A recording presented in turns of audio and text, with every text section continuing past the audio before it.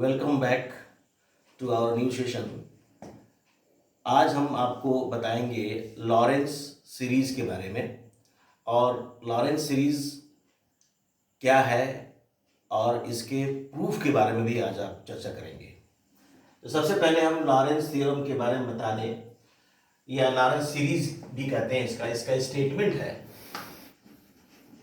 I am going to write statement. If fz is analytic inside and on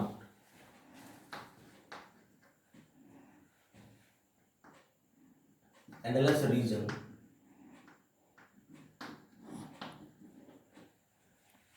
एनालस का मतलब होता है ring shaped reason.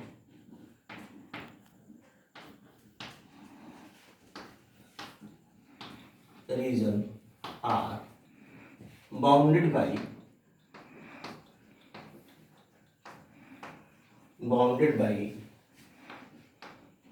two concentric circles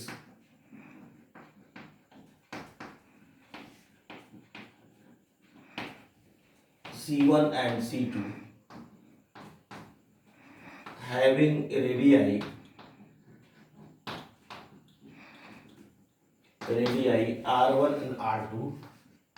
R1 and R2, Of course, R1 is greater than R2, respectively.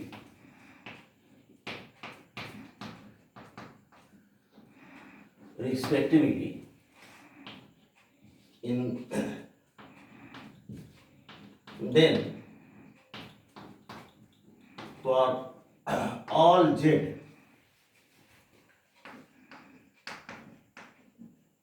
of the region R,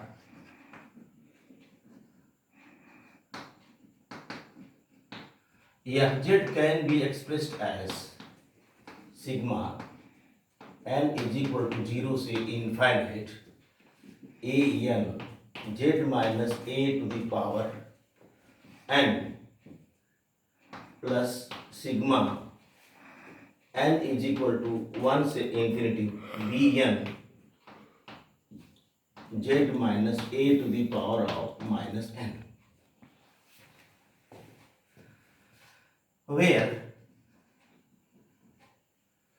the center of concentric circles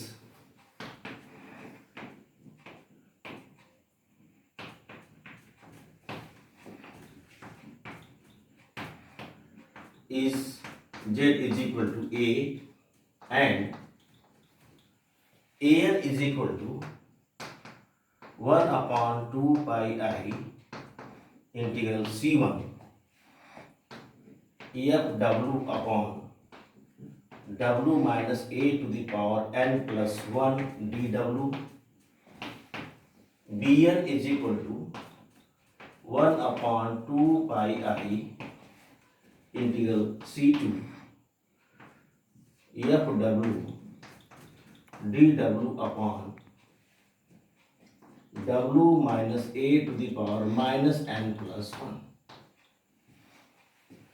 So this is the statement of Lorentz series, or we can say Lorentz theorem.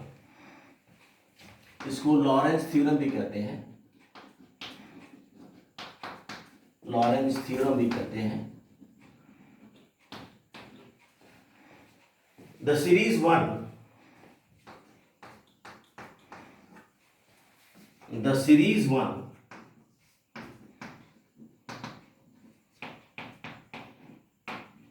is known as Lorentz series.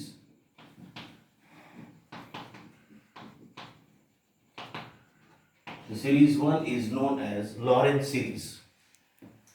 इसमें इस theorem को पहले समझने के लिए मैं आपसे बताऊं कि लॉरेंस ने जो टेलर थ्योरम आपने पढ़ा था, किसी भी फंक्शन को अगर हम कोई फंक्शन एफ जेड है वो एनालिटिक है किसी भी सिंपल क्लोज कंटूर सी के ऊपर या उसके अंदर के सारे पॉइंट्स पर, तो उसके अंदर किसी भी पॉइंट जेड पर उस फंक्शन की वैल्यू को हम एक सीरीज के रूप में लिख सकते हैं और वो सीरीज के नाम से जाना जाता है Taylor series.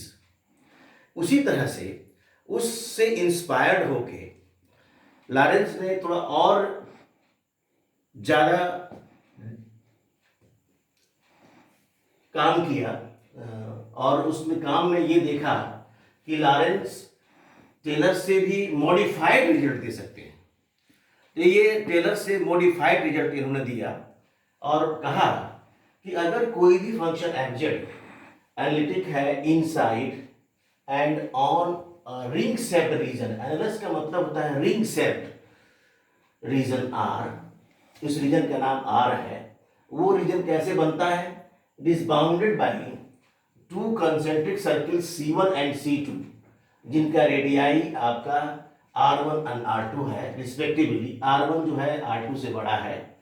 Then for all z of the region R, कोई भी हम जेड पॉइंट ले लें उस रीजन के अंदर जो आपका रिंग शेप्ड रीजन बन रहा है वही आर रीजन आर है, उसका कोई भी एक पॉइंट ले लें जेड, उस पॉइंट पर उस फंक्शन की वैल्यू को दो सीरीज के सम के रूप में लिखा जा सकता है। And this fz can be expressed as a sum of two series, infinite series, one of them is ascending powers of z minus a and other is descending powers of z minus a। यानी z minus a के descending powers में, घटते हुए powers में, और z plus a के बढ़ते हुए पावर्स में हम इस fz को लिख सकते हैं। और इसी सीरीज को कहा गया लॉरेंस सीरीज, जहां पर ये c जो कंसेंट्रिक सर्किल्स हैं इनका रेडियस तो r1 r2 होता है, लेकिन z बराबर a ये आपका उसका सेंटर है कंसेंट्रिक सर्किल्स का, और an की वैल्यू ये है और bn की वैल्यू ये है 1/2 pi i। an is 1/2 pi i integral c1 fw upon w minus a to the power n plus 1 dw। bn is equal to 1/2 pi i integral c2 fw dw upon w minus a to the power minus n plus 1। इसको proof करने के लिए अब हम जा रहे हैं आपको बताने कि how to prove this theorem. इस थ्योरम को कैसे हम प्रूव करेंगे कि किस तरह से अगर कोई फंक्शन एनालिटिक है किसी रिंग शेप्ड रीजन में, तो उस रिंग शेप्ड रीजन में कि किसी पॉइंट z पर उस फंक्शन को दो सीरीज के रूप में लिखेंगे। One is ascending powers of z minus a and other is descending powers of z minus a। Now start with the proof of this theorem.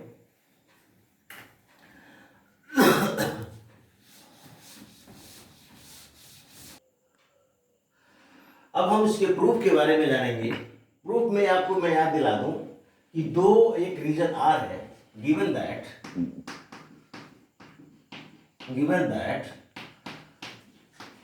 The region R is bounded by two concentric circles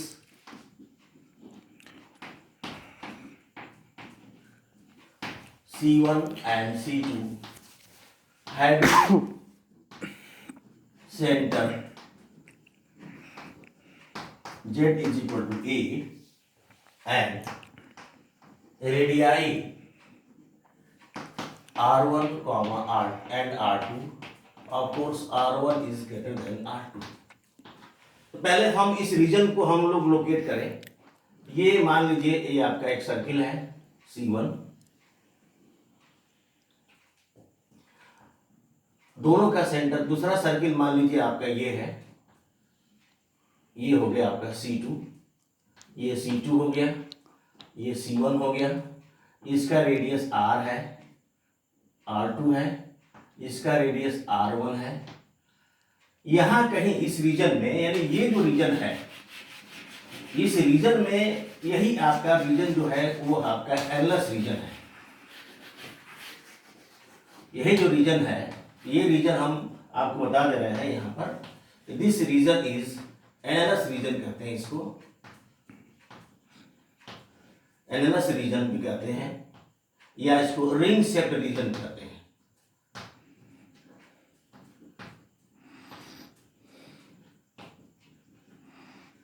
इसी में कहीं भी कोई point एक Z लेते हैं, एक ले लिया जेड।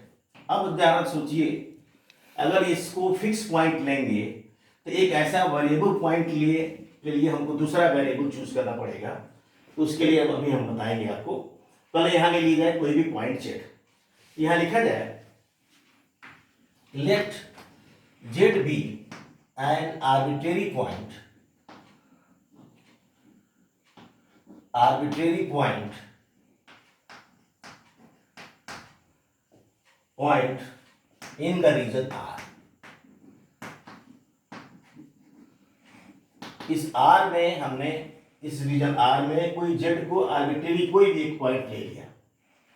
अब जरा सोचिए कि अगर हम Z पर कॉची इंटीग्रल फार्मूला लगा नहीं सकते हैं, तो हम ये मान लेते हैं कि Z जो है वो छोटा सर्किल बनाता है, छोटा सर्किल बनाता है, वो मान लेते हैं गामा। अब हम इस गामा के लिए Z पर हम कॉची इंटीग्रल फार्मूला लगा सकते हैं। तो यहां लिया जाए let Z be arbitrary point in the region R such that it describes a small circle gamma such that small circle gamma lies completely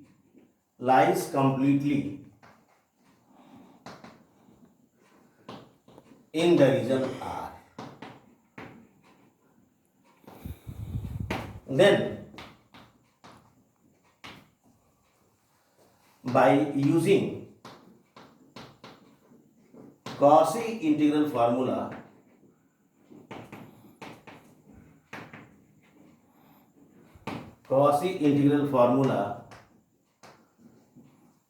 for Z on gamma we have, तो ये मिलेगा EF of Z is equal to 1/2 pi I integral gamma F W upon W minus Z D W.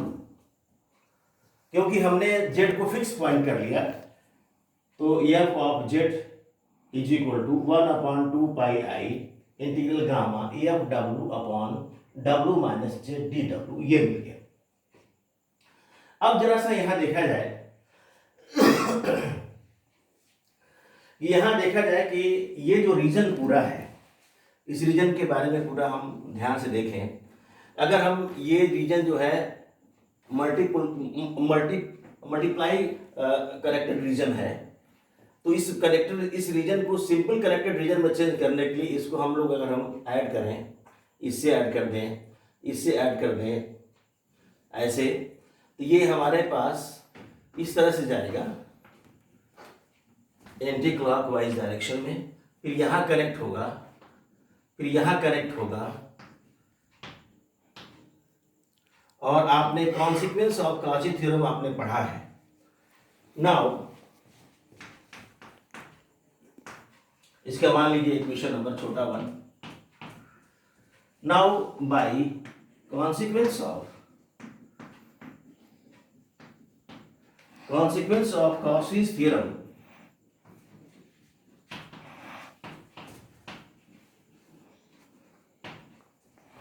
Integral C F W upon W minus Z D W is equal to integral C1 F W upon W minus Z D W plus integral gamma F W upon W minus Z D W होगा। क्योंकि इसके along जो integral है, इसके along का integral बराबर हो जाएगा इसके अलाउंग के इंटीग्रल प्लस इसके अलाउंग के इंटीग्रल के बराबर हो जाएगा। तो ऐसे में जो हम देख रहे हैं कि यहां से इक्वेशन 1 जो छोटा इक्वेशन 1 लिया है, इसके का इंटीग्रेशन देखिए, integral gamma F W upon W minus Z D W 1/2 pi I is equal to F Z है। और इस इंटीग्रल में यहाँ पर देखा जाए तो integral gamma F W upon W minus G D W है। तो यहाँ पर देखें हम तो इसको इसकी वैल्यू लिख सकते हैं, इस इंटीग्रल की वैल्यू लिख सकते हैं 2 pi I into F Z. यहाँ से मिलेगा using one in the above, using small one in the above we can get, तो हमारे पास मिलेगा क्या, ये मिलेगा integral C F W upon W minus Z D W is equal to integral C one F W upon W minus Z D W plus इसकी value हो जाएगी 2 पाई आई और F of Z, 2 pi I F of Z, ये मिल गया। अब हम क्या करेंगे कि इसकी वैल्यू को लिखना चाहते हैं एफ जेड की, तो ये this integral minus this integral divided by 2 pi i. अब आइए इसके बाद से हम लिख सकते हैं, we can write from above we can get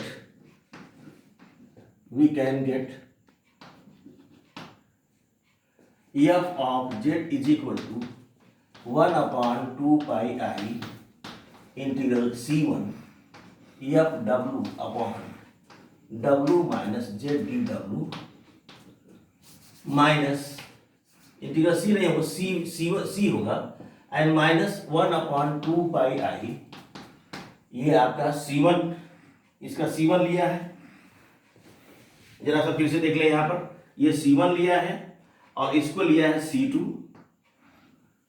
so we can write here is c1 and here is c2 and then again we can write here c1 and this is c2, f of w upon w minus z dw, ये मिल गया। अब हम क्या करेंगे, अब इसको ध्यान से देखेंगे,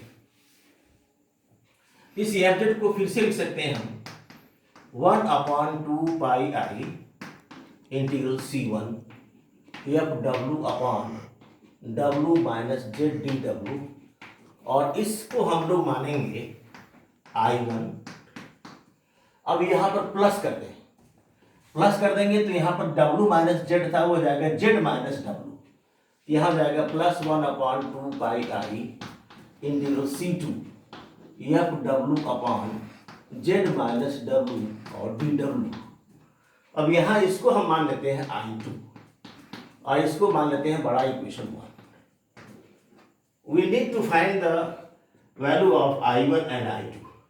इसका ये मतलब हुआ, अपने प्रूफ को देखेंगे आप, यानी कि यू वांट टू डेवलप, आपको ये चाहिए ये इंटीग्रल I को एक सीरीज के रूप में डेवलप करना है जो z माइनस ए के असेंडिंग पावर्स में हो, इस I2 को एक सीरीज के रूप में डेवलप करना है जो z माइनस ए के नेगेटिव पावर्स में हो, यानी कि डिसेंडिंग पावर्स में हो, ये असेंडिंग पावर्स में और एक डिसेंडिंग पावर्स में।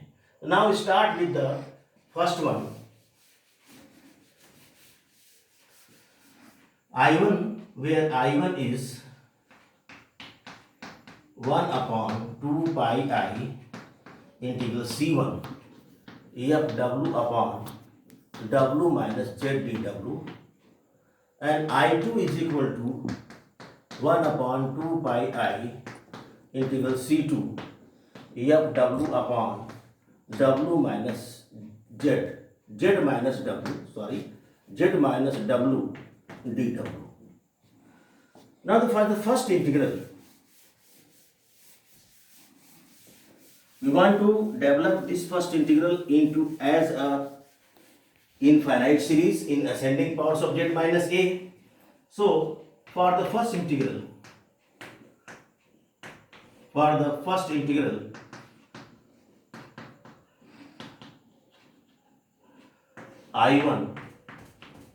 I1 को जरा ध्यान से देखें, the variable W will be taken on the boundary of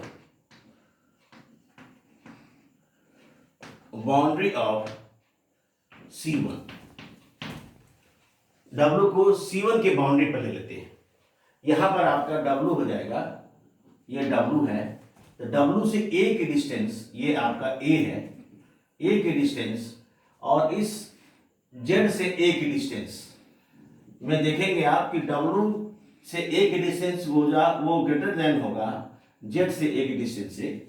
so mod of Z minus A will be less than mod of W minus A, or we can say mod of Z minus A upon W minus A will be less than 1 on C1। इस I1 के अंदर आपका है 1 upon W minus Z। So I am taking, now we take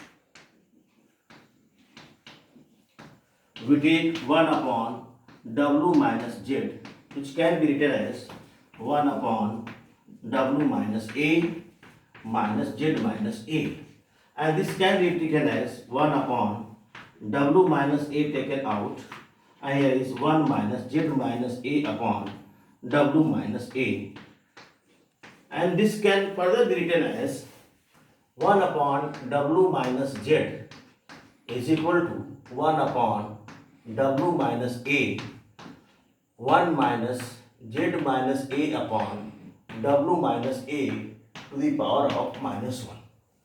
हमने क्या किया कि 1 upon W minus A जो कि टेलर्स थ्योरम हमने लिया था, उसमें से A जोड़ दिया, A घटा दिया, फिर W minus A कॉमन लिया, फिर ये बन गया। अब इसको हम देख रहे हैं क्या कि 1 minus Z minus A upon W minus A to the power -1 और Z minus A upon W minus A less than 1 है, so it can be expanded with the help of binomial theorem। अगर binomial theorem से expand करेंगे तो क्या आएगा, let us write। जब इसको binomial theorem से एक्सपेंड करेंगे तो ये आएगा 1 upon W minus Z is equal to 1 upon W minus A 1 plus Z minus A upon W minus A plus Z minus A upon W minus A का square plus Z minus A upon W minus A का whole cube and so on, ये आएगा, ये आ जाएगा। So it is clear that clearly it is uniformly convergent. Uniformly जो लिखना है ये uniformly convergent. So on multiplying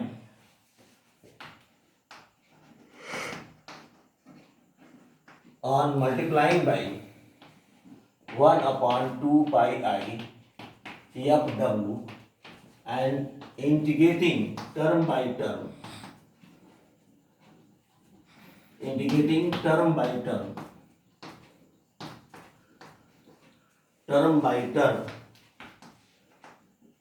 around C1 we get। अब इसको टर्म बाय टर्म इंडिकेट किया जाए तो हमारे पास क्या मिलेगा, इसको आप ध्यान से देखिए। ये आएगा 1 upon 2 pi I integral C1 FW upon W minus ZDW is equal to, इसका फर्स्ट टर्म देखिए, ये आएगा 1 upon 2 pi I integral C1 FW upon W minus A dW plus Z minus A is taken out because Z minus A is independent of W and integration is taken around W with respect to W.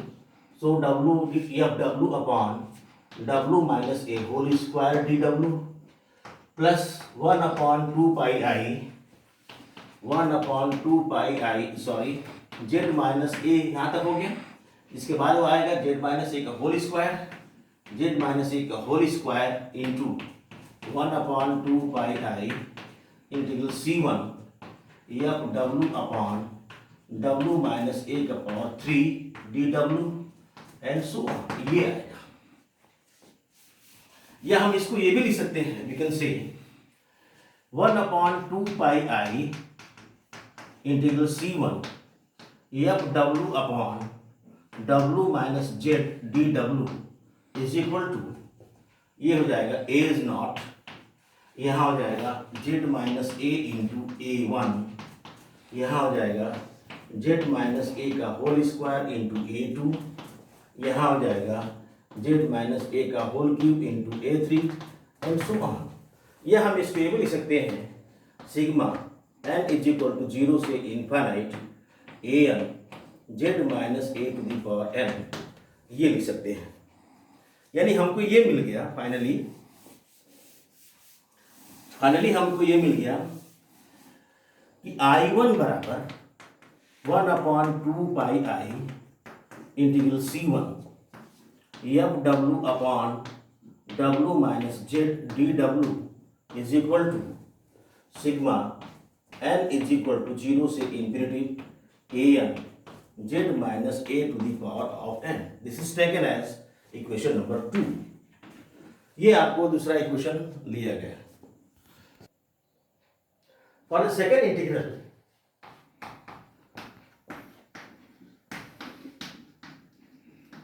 for the second integral I2 is equal to 1/2 pi integral C2 f w upon z minus w dw। ये second integral में the variable w will be taken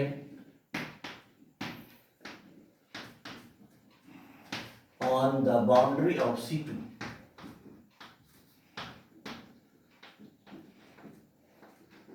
boundary of C2, याद करिए ये था C1, ये C1 था, ये था आपका C2।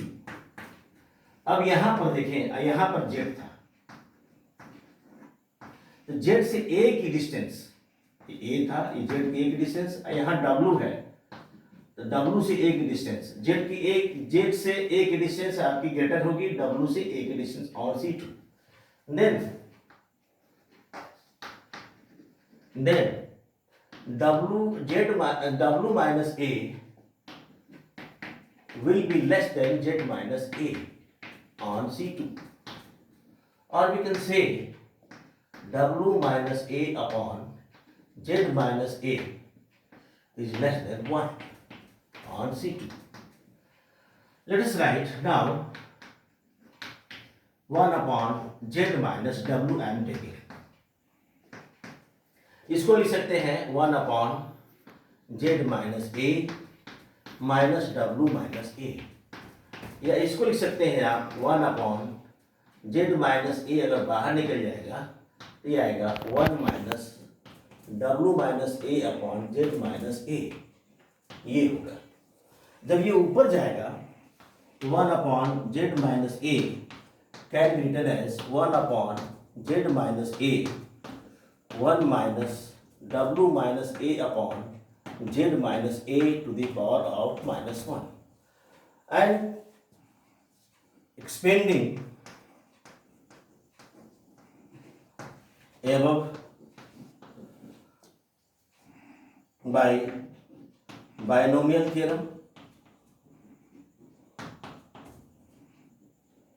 we can get 1 upon Z minus A is equal to 1 upon Z minus A नहीं होगा, it is Z minus W, so I am just taking W and W। इसमें हम लोग क्या करेंगे, Z minus W में A जोड़ा, A घटाया और यहाँ से Z minus A कॉमन लिया। So here is Z minus W, here is Z minus W, and now Z minus A is taken out, and here is we can say 1 plus W minus A upon Z minus A plus w minus a upon Z minus ए का whole square plus w minus a upon Z minus ए का whole cube and so on, ये मिलेगा। फिर वही काम करेंगे हम लोग, ये सीरीज भी यूनिफॉर्मली कन्वर्जेंट होगी और इसलिए इसमें फिर मल्टीप्लाई करा जाए 2 pi I 1/2 pi I F W से और इंटीग्रेट किया जाए अराउंड C2। लिखा जाए on multiplying above by 1/2 pi I f w and integrating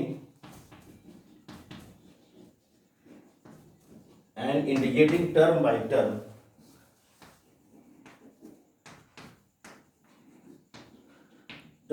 term around C2 with respect to W, we can get ये आएगा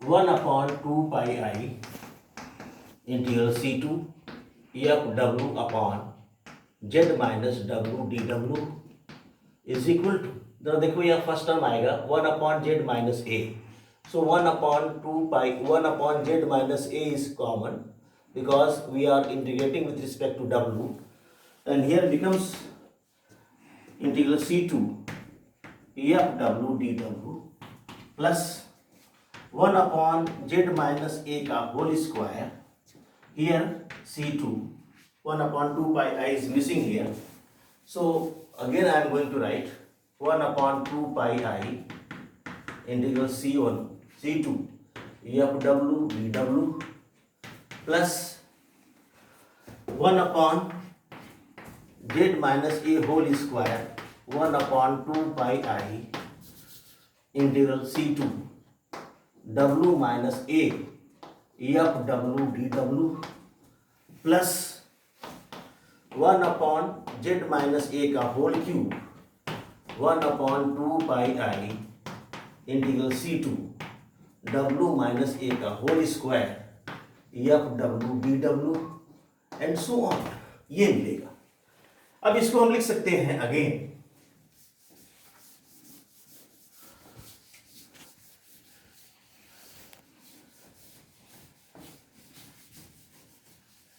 again we can write I2 is 1/2 pi I integral C2 f w upon z minus w dw. This can be written as 1/z minus a into 1/2 pi I integral C2 f w dw plus 1/z minus a का whole square 1/2 pi I integral C2 f w upon w minus a to the power -1 dw plus 1/z minus a का whole square 1/2 pi I integral C2 f w upon w minus a to the power -2 dw and so on. And this can be further written as I2 1/2 pi I integral C2 f w dw upon z minus w is equal to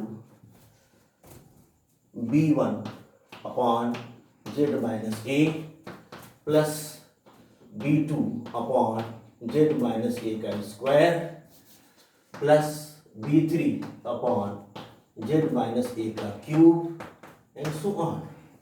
Or we can say sigma n is equal to 1 से infinity bn upon z minus a to the power n, where bn is, this is taken as equation, where bn is 1/2 pi I integral C2 f w upon w minus a to the power minus n plus 1 or dw. And so finally we get